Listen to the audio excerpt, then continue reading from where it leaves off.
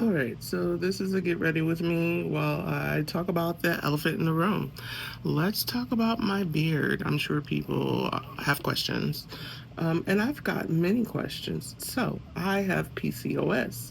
I am AFAB, means assigned female at birth, and I am very much female and feel like a woman, and have never felt any different.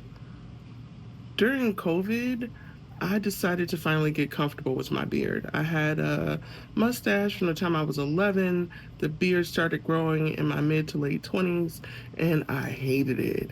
At first, I used to use Nair to get rid of it, and then I started like shaving it off, and then sometimes I would go get waxed.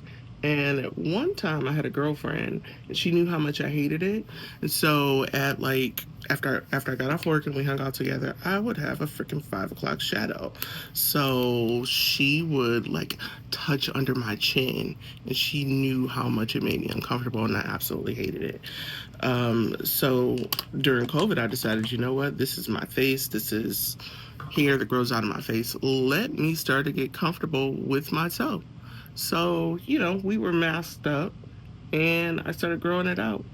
And then at some point, when we were able to take off the mask or I was outside, I remember the first time I was outside, I had gone to California because that is like my spiritual oasis. So I went there and I was outdoors and I had my mask off. And this guy, who is Dr. Sebi's son, was at this Asian restaurant where I was sitting outside eating. He had come to get carry out. And he was talking to somebody about me and he was saying he. And I said, no, she. And so I was like, no, I'm a woman. I just have a hairy face. And so it became a topic of conversation. Even when I was working at Whole Foods, there was this woman who saw through my mask that I had a beard because you could see underneath too, and she was like, "Wow, my daughter grows facial hair, and she just shaves. She gets rid of it. I've never seen anybody, comfortable. Can I ask you questions?"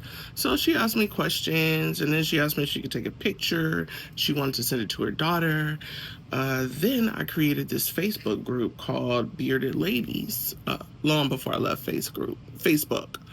And so it's just been um, through the COVID years that I finally got comfortable with wearing my beard. I have shaved it off once because it kept sticking to my mask and it was irritating. Um, and then I just started growing it back toward the end of last year. And then I started wearing makeup with it because before I was like, I don't know how I could wear makeup with my beard. And I'm like, you know what? All the gay boys who have beards and wear makeup do it. What's the damn difference? And I love makeup. I've been in love with makeup since I was a kid. Like one time I got my butt beat because I was trying to dye my hair. And I thought you did that with makeup. And I was using my aunt's makeup. So I got in big trouble. Anyway, this is me. I grow a beard. I did not find out that I had PCOS until I was in my mid 30s. The crazy part is that I've been having abnormal periods since I was a teenager, but none of the doctors ever looked into it. And so in my mid 30s, I ended up seeing an endocrinologist. She told me that I have PCOS, and they don't really have a lot of research about PCOS. They don't really know a whole lot about it. But also during COVID, PCOS became a risk factor for getting COVID. One of the things that people with PCOS can experience is um, what is it that I have? Oh, I have to wear CPAP. So sleep apnea is one of the things we can experience. Weight gain, hairy hair growing in places that for women it doesn't grow. I have an excess of testosterone and PCOS, and that also makes me intersex. And I do embrace being intersex. I did not actually know the term because that wasn't the term that was used when I was growing up. And so when I saw my stepsister when I was in California during COVID, she said, "You ever think you might be intersex?" And I was like, huh?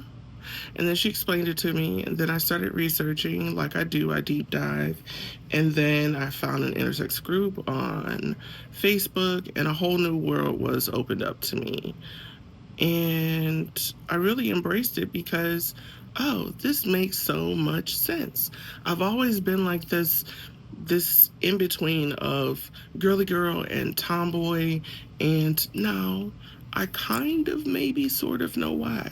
So this is me, your resident bearded lady, black, lesbian, autistic, and so much more.